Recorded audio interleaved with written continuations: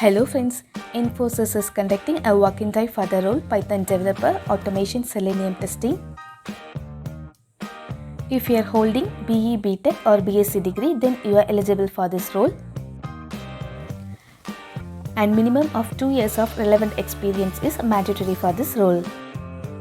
There are 10 openings available for this role and the walk-in interviews will be held on 11th March 2025 from 10 am to 1 pm at Infosys BPM Limited, Mahindra World City, Paranur, Chennai.